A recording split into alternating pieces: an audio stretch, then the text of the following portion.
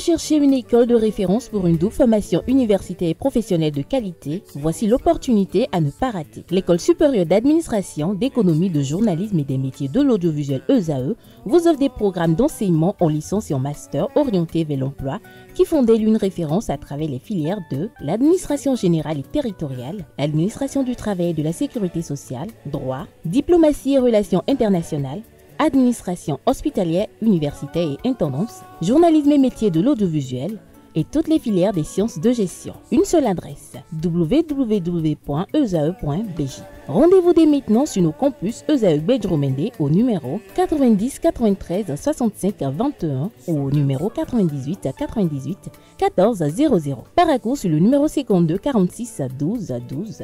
Aboumé-Calavi au numéro 52 88 44 44. Akpakpa au numéro 52 88 33 33.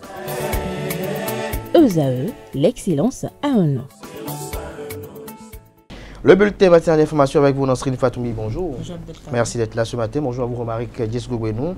Merci également d'être là pour la page des sports. On démarre ce bulletin matin d'information avec le Conseil supérieur de transition de l'Église du christianisme céleste qui a tenu sa toute première session officielle à Cotonou en présence du président de la République. C'est bien cela, maintenant. Bonjour. À l'issue de 2 jours de travaux, le Conseil supérieur de transition de l'Église du christianisme céleste a pris 3 grandes décisions avec la validation de la création d'un secrétariat exécutif chargé d'assurer sa coordination opérationnelle. 3 commissions ont été officiellement mises en place, chacune avec une mission précise et un président désigné. Une feuille de route a été adoptée, accompagnée de la charte de transition et du règlement intérieur du Conseil. Le Conseil sera dirigé par Bertin Bada en qualité de coordonnateur général.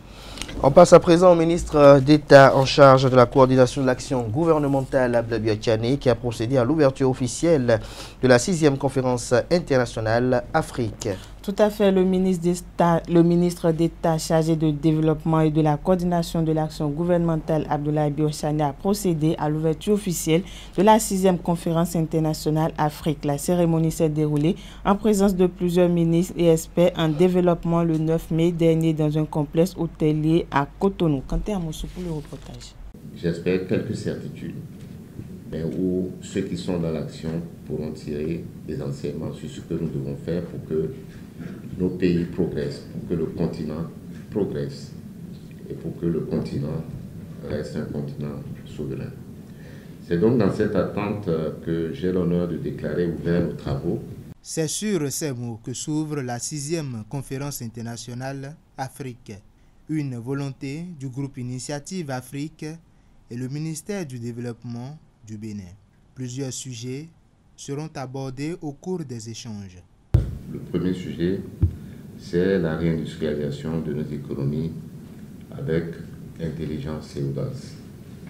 Nous ne pouvons pas continuer à être des exportateurs de matières premières brutes. Mon deuxième sujet, c'est le renforcement de nos capacités scientifiques, technologiques et humaines. Le troisième sujet, c'est comment nous construisons une souveraineté collective à l'échelle régionale et continentale. Évidemment, en fait, il y a toute la question, tous les sujets de gouvernance qui nous interpellent. Les initiateurs de cette conférence ont opté pour un thème qui correspond aux réalités africaines. Le thème qui nous rassemble aujourd'hui, à savoir comment penser les souverainetés africaines dans un monde fracturé et incertain, prend tout son sens. Avec la qualité des participants ici présents, je suis convaincu que nos échanges seront d'une grande richesse et apporteront des perspectives constructives. Aujourd'hui, malheureusement, le grand problème du développement en Afrique, c'est le financement. L'Afrique a besoin de moins 400 milliards de dollars par an pour financer son développement. Je pense que c'est le moment pour l'Afrique de réformer l'architecture financière africaine pour que toutes les institutions africaines puissent travailler ensemble, main dans la main. Pendant environ 48 heures, les participants vont tenter d'apporter des réponses à ces différentes préoccupations. Le secrétaire exécutif national du parti politique Foscori pour un Bénin émergent FCBE a lors d'une rencontre avec la jeunesse de son parti nourri l'espoir d'un retour de la formation politique aux affaires au Bénin. Diriger à nouveau le Bénin, la Foscori pour un Bénin émergent y pense, et ce davantage avec la redynamisation de la jeunesse de son parti face aux jeunes du parti réunis les 9 et 10 derniers à Grand Popo. Le secrétaire exécutif national de la Foscori pour un Bénin émergent, Paul Hunkpe, a dit nourrir l'espoir que la formation politique ne disparaîtra jamais. Paul Hunkpe nourrit ses espoirs d'un retour de la FCBE à la tête du Bénin alors qu'approchent à grands pas les élections générales de 2026. Il est à noter qu'avant ces premières élections générales, le Bénin a organisé les élections législatives en 2023. Lors de ces élections, le parti FCBE n'a pas pu obtenir les suffrages nécessaires pour lever un siège au Parlement. D'une information à une autre, on passe à une autre à présent. Les travaux de la 6e conférence de la visite pays ont été clôturés le 8 mai dernier. Il s'agit du deuxième cycle du mécanisme d'examen de l'application de la Convention des Nations Unies contre la corruption. Le secrétaire général du Haut Commissariat à la prévention de la corruption, Charles Atindéou, a mis un thème aux travaux. Quentin Moussou pour la cérémonie de clôture.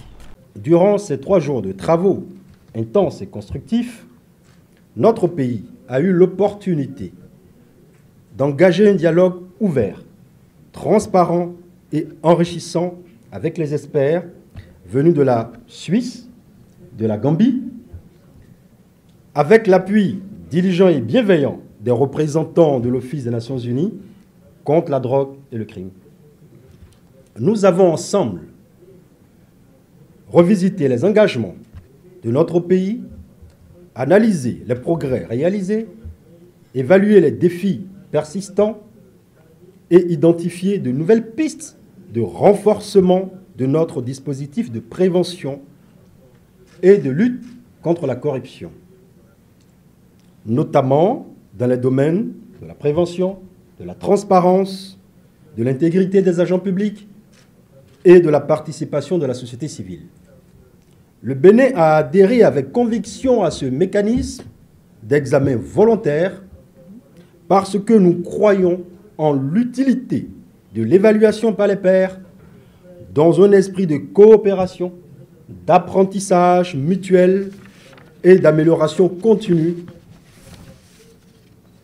La rigueur méthodologique de cet exercice, tout comme la qualité des échanges que nous avons eus, viennent confirmer la pertinence d'un tel dispositif dans l'accompagnement des réformes nationales.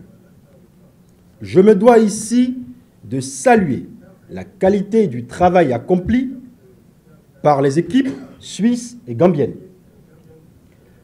Vos observations, vos questionnements et vos recommandations ont permis de nourrir une réflexion profonde sur l'effectivité de notre action et d'éclairer les perspectives d'amélioration dans un esprit constructif.